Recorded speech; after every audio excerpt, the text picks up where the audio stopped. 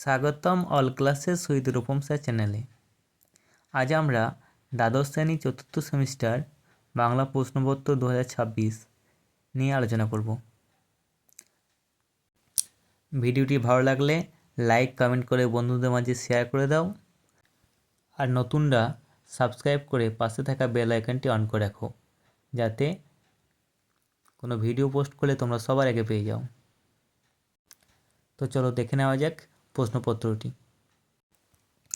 প্রশ্নপত্রটি নবনালন্দা স্কুলের 2026 সালে চতুর্থ সেমিস্টার টেস্টের প্রশ্ন।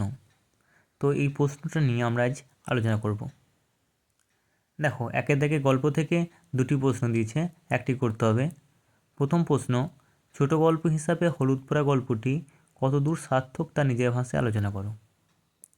আর 2 নম্বর প্রশ্ন, ঈশ্বরের জিনিস তো, শাকে পাতায় দোষ নেই, শাক পাতাকে কেন ঈশ্বরের জিনিস বলা হয়েছে, এসব জিনিস দোষমুক্ত কেন?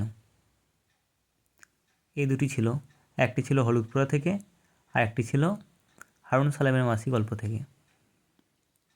তারপর দেখো কবিতা থেকে, এখানেও দুটো প্রশ্ন দেওয়া আছে, একটি করতে হবে। প্রথম প্রশ্ন, প্রার্থনা কবিতায় কবি কীভাবে ভারতবর্ষকে স্বর্গে জাগরিত করার কথা বলেছেন তা নিজের ভাষায় লেখো। আর 2 নম্বর প্রশ্ন, জানলা দিয়ে মুখ করে ছেলেটা বই নিয়ে বসলো মাদুরে,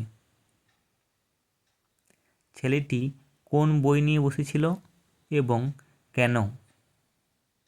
এই বই নিয়ে বসার পর কি কি ঘটেছিল? 3 দাগে দেখো নাটক থেকে, এখানেও যে কোনো একটি প্রশ্নের উত্তর দিতে হবে, দুটো দেওয়া আছে। প্রথম প্রশ্ন, নানা রঙের দিন নাটকে সংলাপ রচনায় নাট্যকারের কৃতিত্ব আলোচনা করো। 2 নম্বর প্রশ্ন, এই পবিত্রতার নামাবলীটা সেদিন হঠাৎই ফাঁস হয়ে গেল আমার সামনে, পবিত্রতার নামাবলীটা কি, তা কোন দিন কীভাবে ফাঁস হয়ে গেছিল? তারপর দেখো ডাকঘর থেকে, প্রথম প্রশ্ন, ডাকঘর নাটকে অমল চরিত্রটি তোমার কীরূপ লাগে তা নিজের ভাষায় বর্ণনা করো। 2 নম্বর প্রশ্ন, আমি যদি কাঠবিড়ালি হতুম তো বেশ হতো, কার কখনো এরকম মনে হয়েছে? এই উক্তির মধ্যে দিয়ে বক্তার মনের কোন প্রবণতা প্রকাশ পেয়েছে তা লেখো। 3 নম্বর প্রশ্ন, এর জন্য টাকা যতই খরচ করছো ততই মনে করছো সে যেন টাকার পরম ভাগ্য, মন্তব্যটি বিশ্লেষণ করো।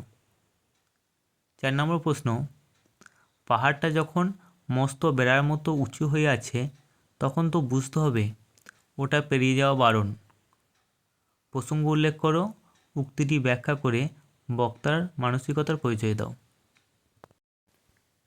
এবার দেখো সাহিত্য থেকে যে কোনো একটি প্রশ্নের উত্তর দাও। প্রথম প্রশ্ন, বাঙালির চিত্রকলা চর্চার ধারায় রবীন্দ্রনাথ ঠাকুরের বিশিষ্টতা আলোচনা করো। আর 2 নম্বর, বাংলা চলচ্চিত্রে পরিচালক মৃণাল সেনের অবদান বিষয়ে যা জানো তা লেখো।